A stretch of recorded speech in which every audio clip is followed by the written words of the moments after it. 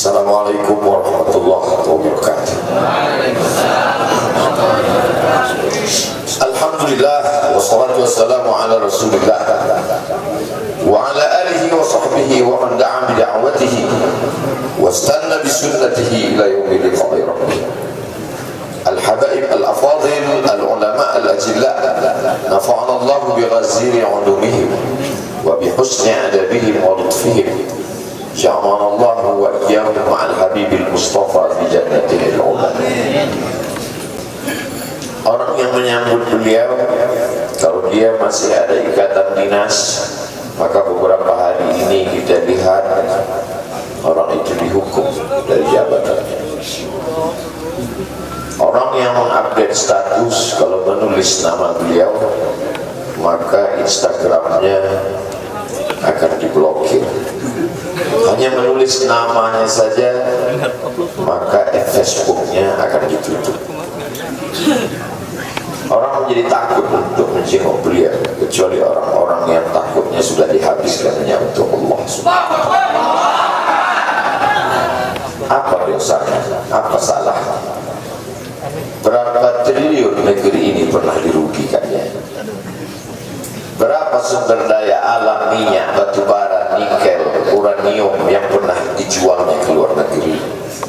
Berapa BUMN perusahaan yang pernah dijualnya aset-aset negara? Ada yang pernah dia jual? Dia hanya mengajak anak muda yang selama ini pecandu narkoba menjadi bertobat kepada Allah. Dia hanya membangkitkan semangat anak muda yang selama ini berzina menjadi orang-orang yang takut kepada Allah. Dia hanya mengajak mereka yang memakai baju hitam, pakaian hitam berubah menjadi pakaian putih. Mereka berusaha untuk memutihkan catatan amal baik mereka di hadapan Allah. Dia hanya menyadarkan umatnya supaya sadar bahwa politik itu penting. Angkatlah pemimpin yang adil dan amanah. Dia hanya sedang mengajak umatnya supaya jangan memilih pemimpin kafir. Salahkah perbuatannya? Tidak. Dia tinggal negara demokrasi. Dalam dunia demokrasi, siapapun berhak untuk mengajak menyuarakan kebenaran. Dia tidak melawan sultan, dia tidak melawan ulil amri, dia tidak melawan siapapun. Dia hanya melawan ketidakadilan. Hari ini saya berangkat setelah sholat subuh menuju airport, naik pesawat. Setelah naik pesawat, naik mobil. Setelah naik mobil, jalan macet, saya mesti turun naik sepeda motor.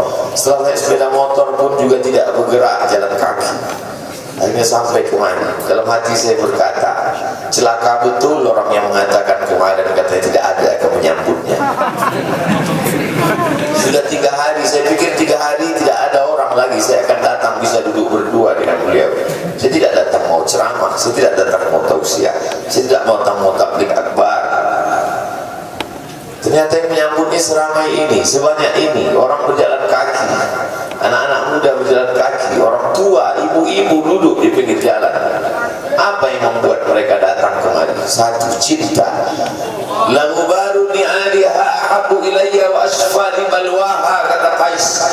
Debu yang menempel di sandal Laila lebih dapat menghilangkan rasa sakit dan duka.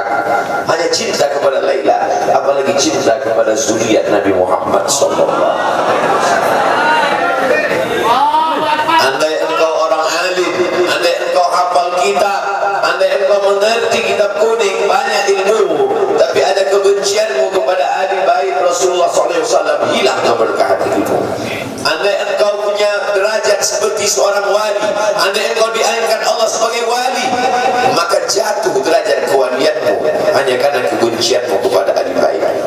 Apa kata Kiai Haji Maimun Zubair? Ahli bait itu seperti Quran yang lapuk. Andai ada ahli bait itu yang nakal, yang jahat sekalipun, dia tetaplah seperti Quran yang lapuk. Quran yang buruk, andai titiknya sudah tidak ada lagi, takkan mungkin kau akan buang. Kau tetap juga akan jaga dia, kau akan cium dia. Kenapa? La yamassuhu illal mutahharun. Allah yang mensucikan. Seorang sahabat Nabi disuruh membuang air bekas daripada bekam Rasulullah SAW SAW, buanglah ini, kata Rasulullah. Lalu kemudian beliau pergi ke belakang. Setelah itu dia datang lagi menghadap Rasulullah SAW. Rasul tahu apa yang dia lakukan, karena Nabi dapat wahyu, Nabi terbuka hijab. Tapi Nabi ingin bertanya kepada dia. Bukan Nabi tidak tahu, Nabi tahu, diberikan Allah pemberitahuan. Nabi ingin memberitahu siapa yang tidak tahu.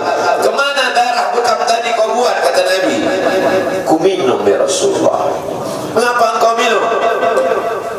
Karena aku tahu bahwa darah yang mengalir dalam diriku membuat aku haram tersentuh api neraka.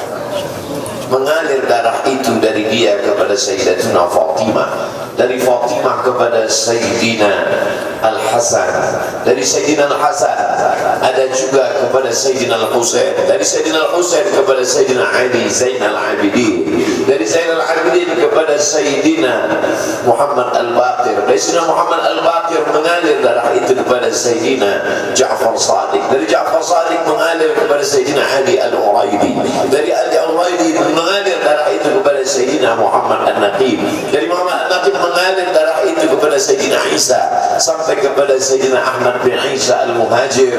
Lalu kemudian darah itu mengalir kepada Imam As-Sagaf, Al-Idrus, Al-Haddad, Al-Abbas, dan salah satunya adalah bin Syihab, dan salah satu dari zuriat bin Syihab itu adalah Sayyidi Al-Imam Al-Akbar Al-Habib Muhammad. Kalau mau hidup tenang, beliau sudah tenang dengan anak menantunya, dengan cucunya, dengan ilmunya.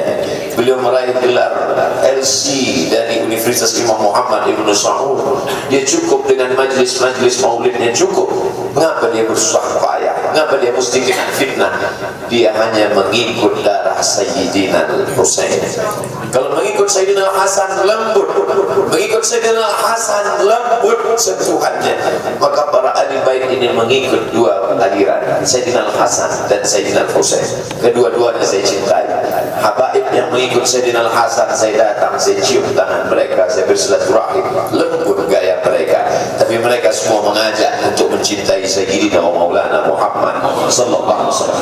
Tapi ada yang seperti Sayyidina Al-Husain menggelegar suaranya, dia huluskan pedangnya untuk musuh-musuh Allah.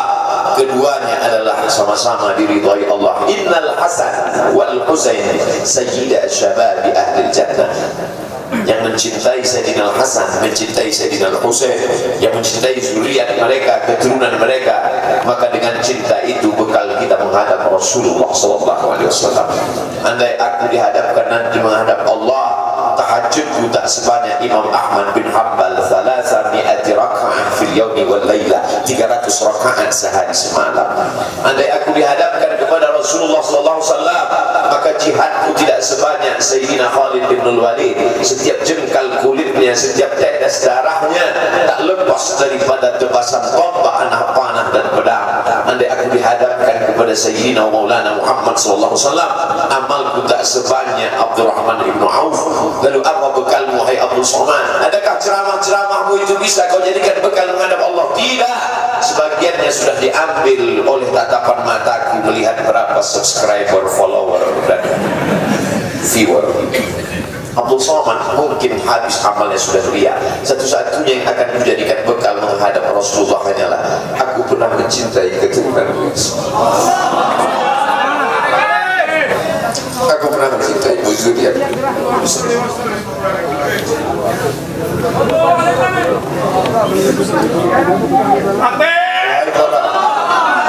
Wahai para pelaku pembuat dosa, wahai para pezina, wahai para peminum khamar yang belum bertaubat, kalau kalian belum sanggup untuk berbuat baik, kalau kalian belum mampu untuk beramal saleh, paling tidak jangan kalian sakiti zuriat Rasulullah. Jangan kalian keluarkan kata-kata, jangan keluarkan kata-kata fitnah.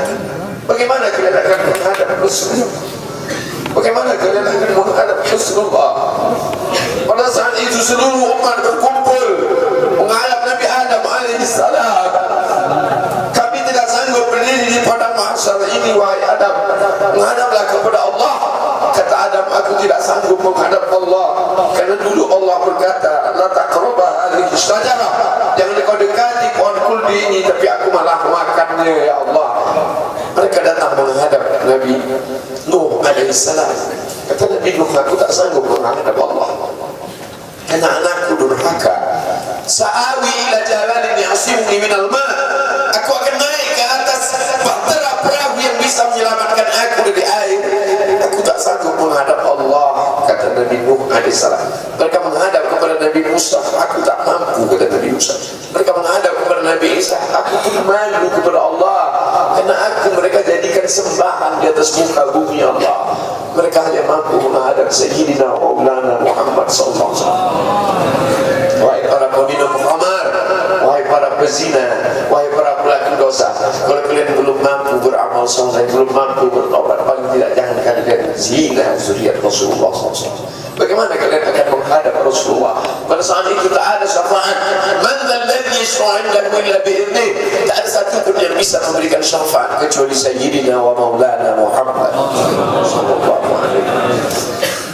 Wahai para pemimpin yang hari ini kau dititipkan amanah kekuasaan. Beberapa hari ini kau lihat apa yang dilakukan orang pada Donald Trump. Kurang hebat apa lagi Trump? Negara adidaya, kekuasaan, kaya raya. Tapi ketika kekuasaan itu diambil oleh Joe Biden, kita pun malu melihat video ejekan-ejekan itu. Kalau hari ini kau punya kekuasaan, saudara, sampai masanya kau juga akan mengalami seperti yang dia alami oleh Trump. Jabatan itu dicabut Allah Ta'ala. Saya masih melihat video bagaimana Bapak Susilo Bambang Yudhoyono sampai ke Pekanbaru beberapa tahun yang lalu. Di depan balihonya disobek. Beliau jenderal, ganteng, punya partai. Tapi setelah kekuasaan itu tak ada di tangannya, difitnah, dibuli, balihonya disobek. Bagaimana agaknya ketika tiga hal itu tak ada pada diri kita? Tidak jenderal, tidak ganteng, dan tak pula punya partai. Fa'tabiru ya ulil absar. Menangkap ikan di Bukit Selasih. Demikian, terima kasih. Assalamualaikum warahmatullahi wabarakatuh.